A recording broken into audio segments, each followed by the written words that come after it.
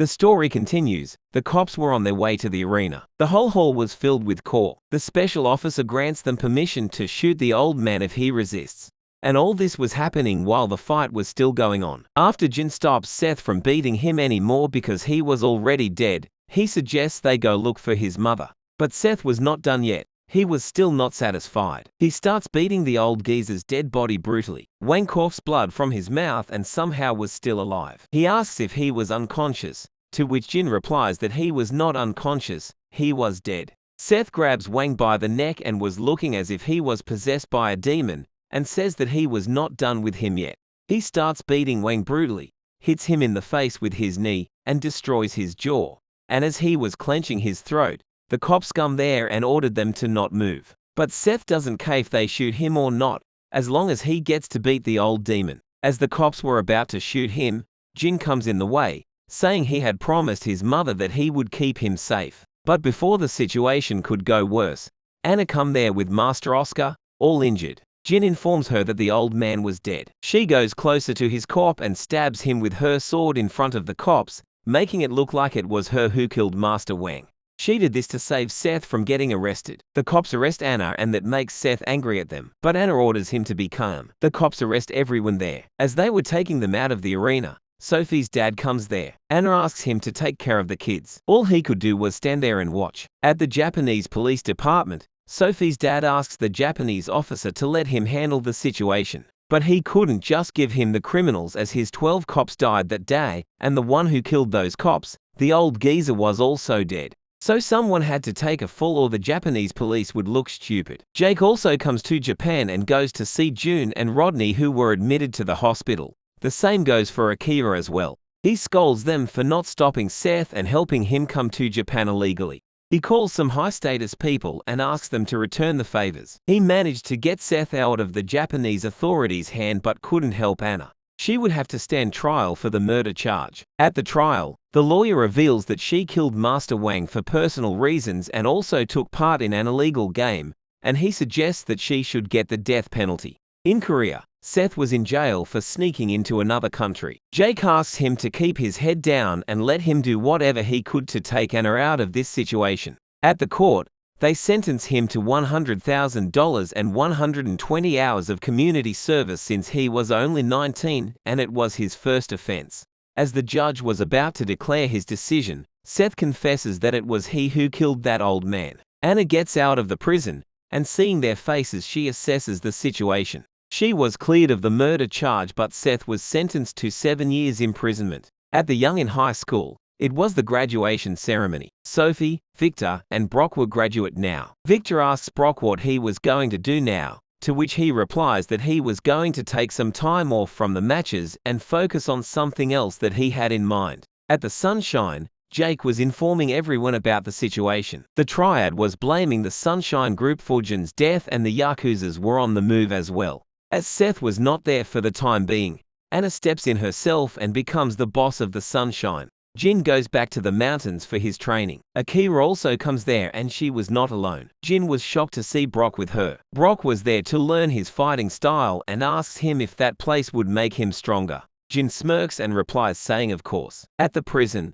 the new prisoners had arrived including Seth. The guards there see how young he was and wish him luck on getting ripped apart in there. But they were shocked when the whole gang bowed before him and welcomed him. After some time, a scholar comes to the same prison, even though he was just an offender of economic laws. A bulky guy was also sent to the same cell as him. They enter their cell where some prisoners were already in there. The bulky guy rudely demands to meet the leader there, so that he could beat him and be the leader of that cell. A man there starts laughing, calling him cute. He was the former number 2 of the Sunshine Group, Ji Sangman. Seeing him, the bulky guy gets a little scared and asks him if he was the leader in a trembling voice. But then he sees Seth and looks down on him because he was so young. But Seth doesn't care about that guy and moves him out of the way with just one hand. He goes to the professor and asks him to teach him, as he wants to go to college when he gets out of there. Now we see an official match of Brock, who to this day was undefeated, at least in official matches. And he had just become the strongest fighter, officially. But Brock throws the champ trophy saying his contract with them has ended now, and he wouldn't do these boring fights anymore. Victor and Jin were also there to see the match. In the PFC representative room, a man was watching the fights of the illegal tournament. He calls those fights boring and says that these kinds of matches make money at least. At the prison, we see the professor teaching him while he was doing exercises. Sangmin comes there to talk to him. Seth asks him if he got any news about her mother. It had been 1 year since she had visited him. That time she told him that she was going on a secret mission and that it might take some time. All this time there was no news about her, and Seth was feeling uneasy because of that. Sangmin told him that during this time, there were 3 assassination attempts on her, excluding the ones she didn't mention. And the one who was behind this was the Triad gang, who blames Sunshine for his death. And that might be the reason why she was in China right now, to talk to them personally. After the match, Brock and the others go to a restaurant and eat like monsters. Sophie also comes there as their translator during Victor's match that was in today's. They chit-chat for a bit on how strong Brock has become in just the last 2 years, to which he replies that the real monster was Jin and Seth. When they were leaving, that big man from before comes to meet Brock. He said to him that he knew what he wanted and shows him the video of that tournament. He promises him that he would provide him with a stage for him where he could fight, putting his life on the line. Brock's silence gave away his answer and the man leaves, saying he would contact him soon. Jin asks him what he meant, to which he replies that he wanted to open the tournament again. Jin was baffled to hear that and calls him crazy. But this was exactly what Brock wanted.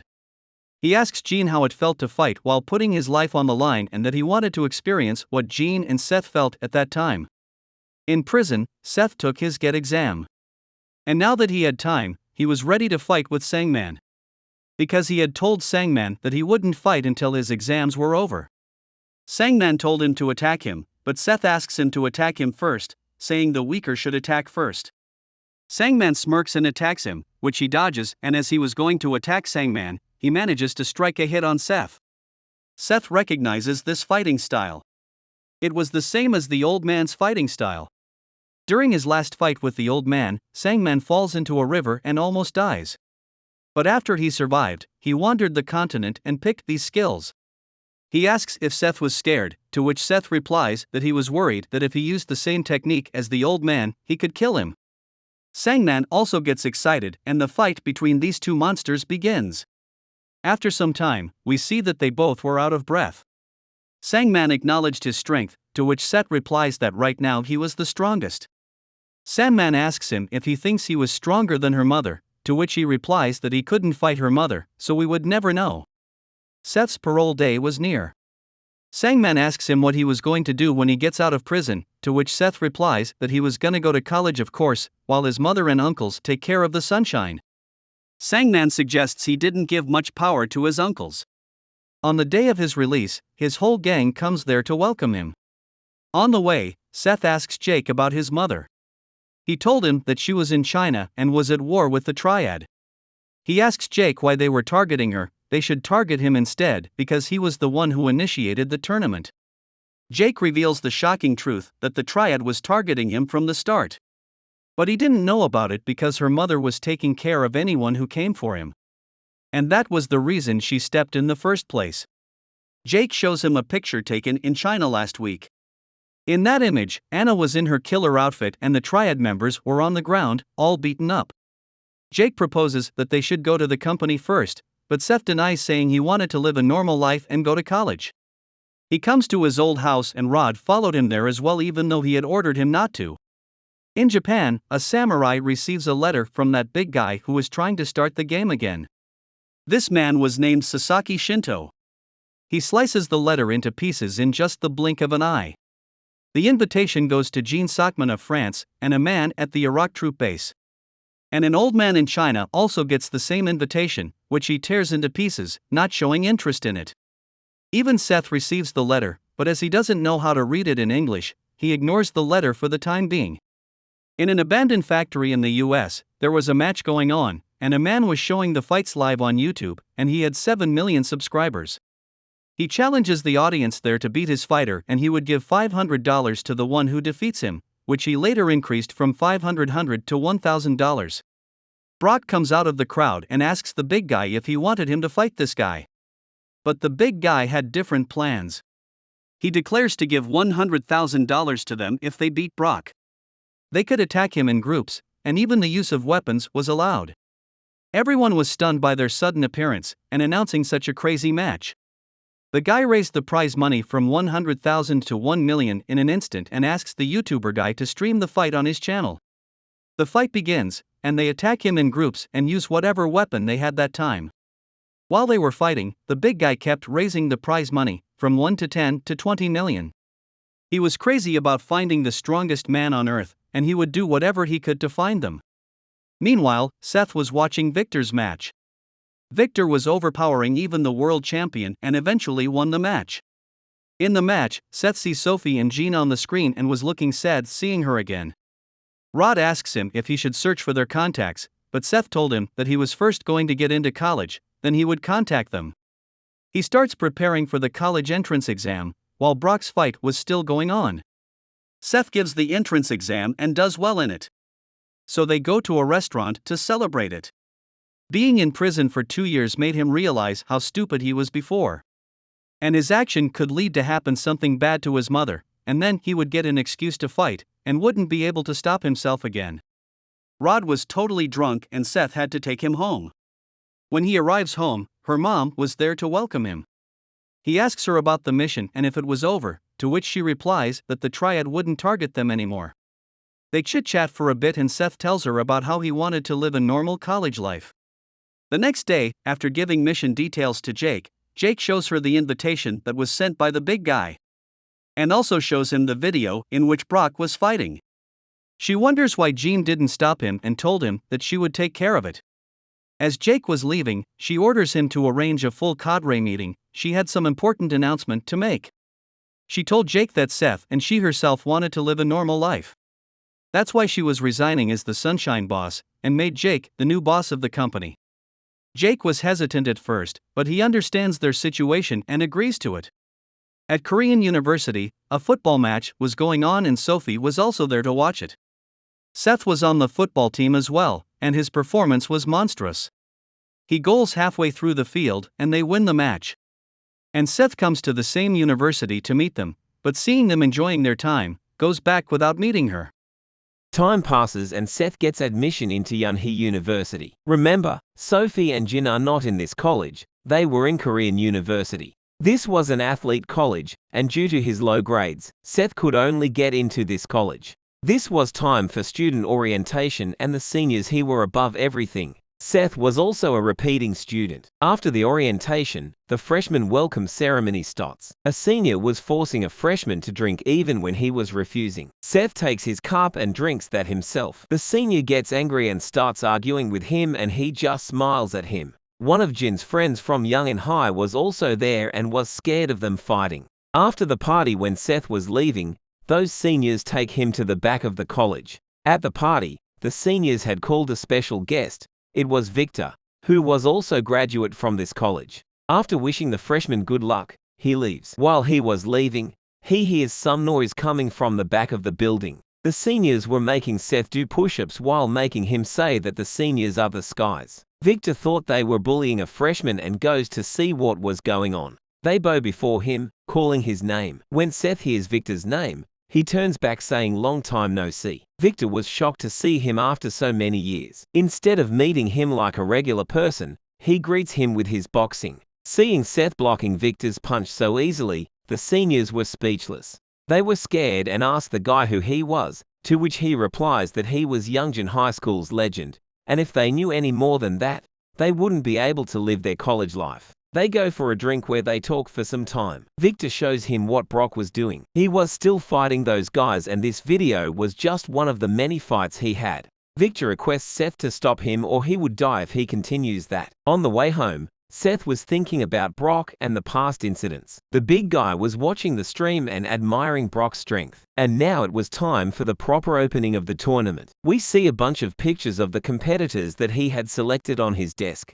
The next day, after Seth left for college, Jake comes to meet her. He shows her the massage he got from the big guy. It was a video in which he insists she comes to the tournament. He says if the strongest person didn't come there, all of his plans would be ruined. He further states if she didn't come to the tournament, he would have to invite Seth and Jin. He shows more pictures of them, indicating he had been keeping an eye on them and their friends as well. She was absolutely fuming after seeing the video. She orders Jake to use whatever method was needed and find information on that man. Jake had already gotten accurate information on him. At the college, Victor meets Jin and Sophie and told them the news about Seth's arrival and leaves after delivering this message to them. They were baffled to hear that. Jin suggests they should meet Seth, but Sophie refuses to go, saying it was all in the past. But it was clear she still had feelings for him. During his time in prison, Sophie had gone to meet him, but Seth talks to her harshly and told her not to come ever again. At the Yunhee University, Jin meets Rod, who refers to him as the Marshall boy because he doesn't even know his name even after all this time. They talk for a bit while they were waiting for Seth, who was just about to leave his class. Rod compliments him, saying he had become even stronger after getting into the college. Rod calls him Seth's rival but also adds that his boss was still a little stronger than him. Of course, he was biased, it's Rod after all. As they were talking, Seth comes there. He was seeing Jin after years, so he was wondering if he was Jin. Jin greets him. Seth gets annoyed at Victor for spreading the news of him getting out. Jin says that he was planning on coming here with Sophie, but she refused. Seth realizes why she didn't want to meet him. Jin told him that she still likes her, to which he rudely replies, "So what?" Jin was surprised to hear him say that and told him what had happened the day she came back from prison after meeting him. It was the first time she had gotten drunk like that and just kept crying for days. Seth told him not to meddle in their matter. Jin calls him a coward and the atmosphere there completely changes. But Seth doesn't stretch this conversation and leaves after saying that it doesn't matter now. Jin asks him if he was really serious and that he doesn't care. Seth leaves without saying anything, and after meeting for the first time in many years, that was how their first interaction was, intense. When Seth arrives home, he finds the letter that was written by his mom, and she was telling him about his new business, which could take some time. At the Incheon airport, Anna was going to meet the big guy. She was learning about his identity and was extremely furious at him. At home, Seth couldn't stop thinking about his past, the times he had spent with Sophie when they were kids. He was feeling guilty for hurting her like that. He couldn't sleep and started running in the middle of the night. He comes to the Young in high school where he met everyone, and where everything started. He reminisced about the past, his times with Sophie, his fights with Brock and Victor, and all the incidents that took place there, which started to flood his mind. While he was reminiscing about the past, he notices a car following him, and a man inside that car was taking pictures of him. Seth starts running again and the car follows him. Seth disappears in the dark and jumps onto the car suddenly. As the man tries to escape, Seth broke his window and sees that he was a foreigner. The guy says that he was only doing what he was told to do. Seth took his camera and sees all the pictures of him and his friends. Understandably, Seth gets angry and starts beating him. Rod looks at all the images and deducts that the guy had been chasing him for at least half a year. Seth orders Rod to call his uncle immediately. In New York, Anna goes inside a tall building, and the bodyguards there stop her from entering. But when she shows them the invitation letter, they recognize who she was and inform the big guy, indicating that they were expecting her. The whole building goes into lockdown mode, and they told her to go to the 88th floor where the boss was waiting for her. She looked furious. At the Sunshine Group, Akira was interrogating the foreigner for information on the one who ordered him. After some time, he reveals that the client's name was Jack Tyrone, the PFC president, the big guy. Jake had initially thought that it was Triad who hired him, but if it was Jack Tyrone, then they wouldn't have to worry about him, because Anna was already meeting him today. Seth was angry at Jake for telling him that now. Seth says that once again because of him, his mother was in danger, and he threatens Jake that if something happened to his mother, he would kill him. He told the foreigner to contact Jack Tyrone and deliver the message that if he touches even the strand of hair of his people, he would break every bone in his body and kill him. When Anna arrives at the 88th floor, she sees that the whole floor was empty and there was just a big screen, through which Jack was talking to her. He told her how hard he had to work to make her come there, and he shows all the pictures he had taken of them for the last half a year. She obviously gets angrier. He wanted to see if she was still as strong as she was back then, and brings out a mad killer to fight her. Jack offers him freedom if he manages to defeat her. She wasn't looking interested in him, and as that killer attacks her, she gives him a punch to his chin so fast and hard that he falls to the ground, unconscious. She told him to bring more useful guys if he wants to test her strength. But this was only the beginning, as he brings out more killers there and releases everyone all at once. She attacks them with her needles, and with just one attack everyone was on the ground, and she takes care of every one of them in just one go. She says that she would fight however much he wants, but she threatens to kill him the moment she gets her hands on him. But Jack was not done yet. He releases some kind of gas in that room, and Brock was also there watching all this. He asks Jack when would he get that chance to really fight, to which he replies that the time was not far away when the biggest tournament on Earth begins. And we see that they were not even in that building, but in a yacht, in the middle of the ocean. Seth learns more about Jack and was wondering why Brock was following that guy. At Korea University, Jin and Sophie were spending time together when Akira comes there. Sophie also remembers Akira from back in high school, and she was surprised to see her like that after so many years. Akira told him that Seth was asking to meet him. Hearing his name, Sophie starts feeling down. Jin asks if it was urgent because he had plans to go somewhere with Sophie. The fact that Akira herself came to take him alone means it was urgent. Outside Seth's house, Rod and Akira were wondering if they would fight. Akira was worried about them because this mission seemed dangerous. While she was worried, Rod was excited to see what would happen, because in their line of work wishing things to be peaceful was asking too much. In the house, Seth and Jake show Jin all the images taken of them. Jin was completely shocked as he had no idea he was being followed by someone for the past six months. Jake shows Jin the picture of Jack Tyrone and he immediately recognizes him from back when they were in America. Seth asks Jin what Brock was doing following a guy like him, and why they didn't stop him. Seth asked Jin if he knows what they talked about. Jin told him that they were talking about giving Brock a stage to fight the strongest while putting his life on the line. Seth immediately knows what he was planning and asks his uncle to take him to the US. But he was still on parole. Seth orders him to take him there no matter how. Jin asked him what he was going to do. Seth told him to stay there and protect Sophie while he takes care of Jack Tyrone. But Jin insists that it should be Seth who stays and protects Sophie, while he should be the one to go to America. Seth gets annoyed and told him to do whatever he wanted. On the cruise ship of Jack Tyrone, he welcomes some of the big shots from all around the world to sponsor and bet on the matches. These are the guys on the screens. Some of them were just excited to see fight strongest humans on Earth, and some of them saw a great business opportunity. But before Jack explains further, the guy in the white coat asks if his bodyguard could participate too. And the others also demand to let their men enter the tournament and they would bet millions on the matches. Jack had already anticipated this and was prepared for their fighters. Brock was waiting for them at the lower deck to fight them, to test them if they were strong enough to enter the tournament. Jack bets 10 million on Brock and the Sheik accepts the challenge. In the building, after they released the gas on the 88th floor, 2 men were coming to that floor to take her body. The gas was enough to make 20 elephants sleep, and it was already 3 hours. When they enter the room, they see the prisoners lying there, but she was nowhere to be seen. She comes from behind and attacks them, and I'm not sure but I think she had been holding her breath all this time. She was furious at them and asks them about Jack's whereabouts. Seth was preparing for his visit to America. He was going to smuggle to Japan first and use a fake passport to travel to America. Jake told him all the things he needed to do and asked him not to cause any trouble. But it is Seth we are talking about. Of course he was gonna cause trouble. The match between Brock and those 2 guys was going on.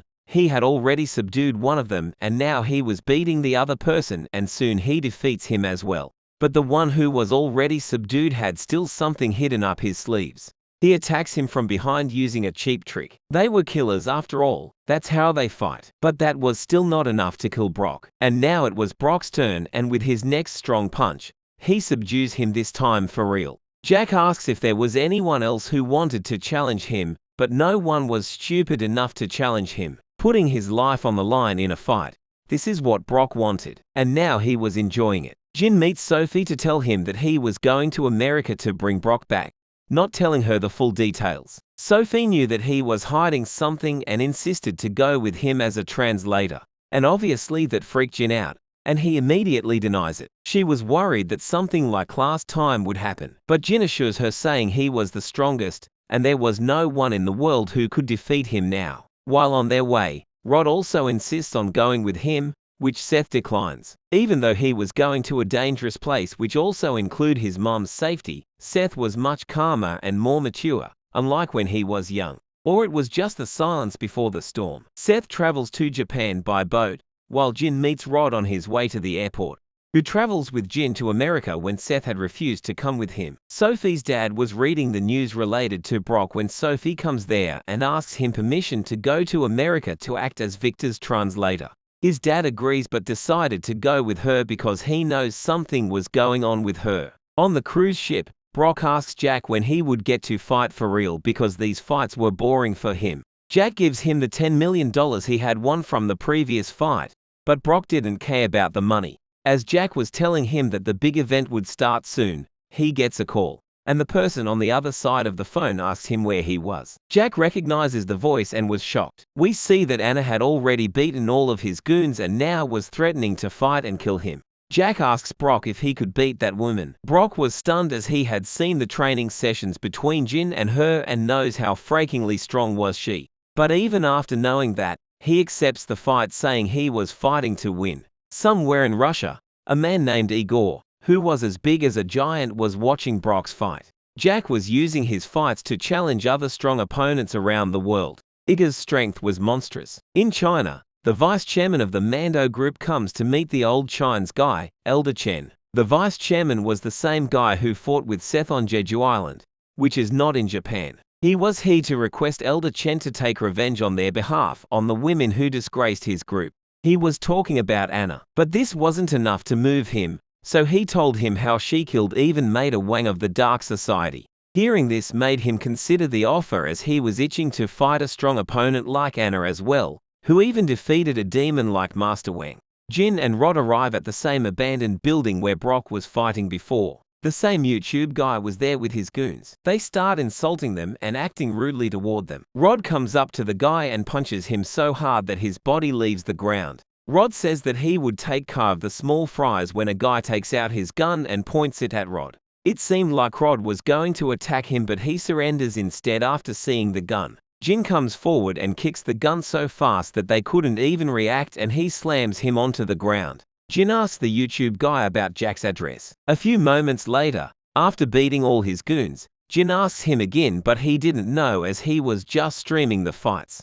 And the next big fight was in 10 days from now, and Jin was ready for that day. Seth also arrived at the same building in which his mom was earlier, but due to the hair fight, there was tight security, so they find another way to find Jack. They planned on chasing the guy who was Jack's biggest partner in all this, GD Motors chairman Ryan Busk. But he was in Detroit, so they had to take a flight. At a hotel, Rod was wondering if he came here for nothing, as the guys he walk around with guns.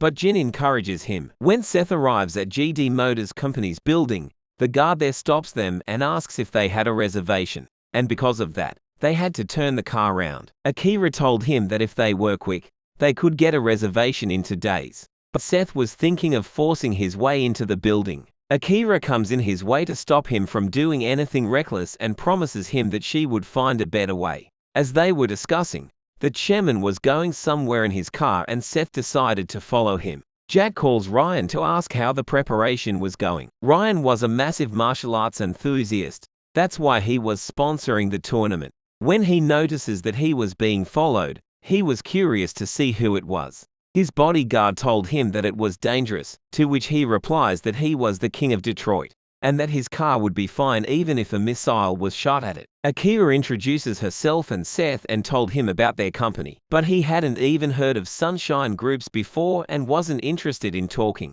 As he was about to leave, Seth comes forward and forces him to talk. Ryan recognizes him from the last tournament and comes out of the car. He hugs him, saying he was a big fan of his, and asks him if he was ready to participate as well. In 2 days, Victor had a match in the US, so they go to the airport, but Jin was shocked to see Sophie's dad there as well. Chairman Ryan takes Seth with him and told him that his fight was the reason he was sponsoring the tournament in the first place. Seth told him that he was there only for Jack Tyrone. Ryan calls Jack, and Jack was in Japan. He personally came to convince Mr. Sasaki to join the tournament, but he was not fond of these kinds of tournaments.